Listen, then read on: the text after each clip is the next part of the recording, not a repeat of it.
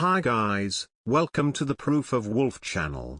Today we'll talk about the gold market, what's going to change in the coming months, and we'll look at a gold-backed cryptocurrency. Are you ready?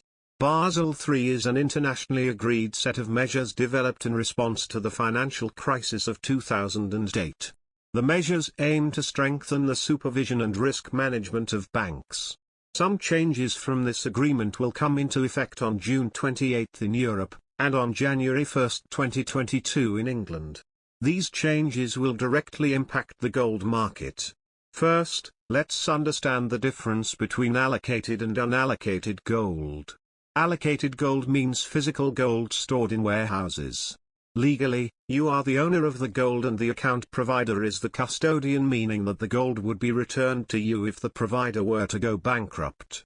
Unallocated gold accounts don't physically store your gold. They use the money for other investments, but promise to hand you back gold, or the equivalent money, when you are ready to sell. Because they don't have to pay for physical storage, unallocated accounts have smaller running charges. If the provider goes bust, all you will have is its promise to give you back your money. Gold held in unallocated accounts, just like with many other bank deposits, may be lent by the bank. You are not the owner of physical gold. One problem with unallocated metal is that a lot of people don't understand what they are buying. Most of them think they are buying actual metal and just saving on storage fees. The ease and convenience of working with unallocated gold means that there is a virtual supply of gold in the market.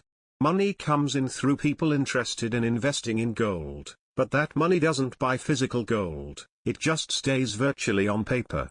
Basel III states that unallocated gold has a net stable funding ratio of 0.85. This means that unallocated gold contracts will need to have 85% physical gold in storage. Prior to this rule, the NSFR was 0%. This change will have many consequences.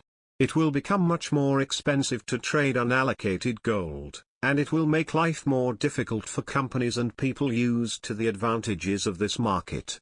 Some estimate that this may decrease the interest in gold.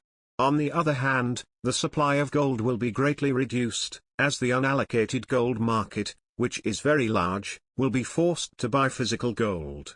If the people trading unallocated gold really have an interest in investing in gold, the demand for gold will not change much, so the supply shock may push prices up, especially after the rule goes into effect in London, which holds the largest unallocated gold market in the world. In addition to the change in the Basel III deal, the gold market may receive a demand from investors who want to protect their capital from crises. Historically, gold has always been a protective asset. It even performed very well in the 2008 crisis and also in the 2020 pandemic crisis.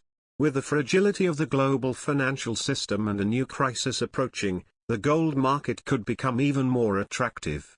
Perhaps one of the easiest and fastest ways to invest in gold, for those who already trade with cryptocurrencies, is through PAXG. This video is not sponsored, so I will give an honest review. The company PAXG does custody of gold and dollars, having the PAX Gold cryptocurrency, gold-backed, and the PAX Standard cryptocurrency, dollar-backed.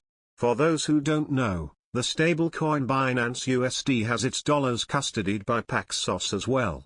The company is regulated, audited and has many certifications. It is authorized to operate by the SEC, has a license in New York and is audited monthly by the New York Department of Financial Services. PAXG is also the first company to secure SOC 2 Type 2 certification across suite of crypto products and services. There are many large companies and banks behind the company, which has recently raised more funds to expand its services. Thinking about the Basel III deal, I researched the PAXG situation to see if they work with unallocated gold. The company makes it very clear that every PAX Gold token is backed by an ounce of allocated gold. The issuance of each PAX Gold token takes place on the basis of physical gold under custody.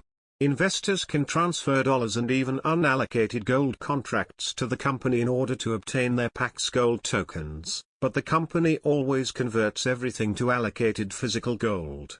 Another important detail is that the company is not currently charging a custody fee, but may start to charge in the future. What about you? Do you have gold in your portfolio? Let us know what you think in the comments.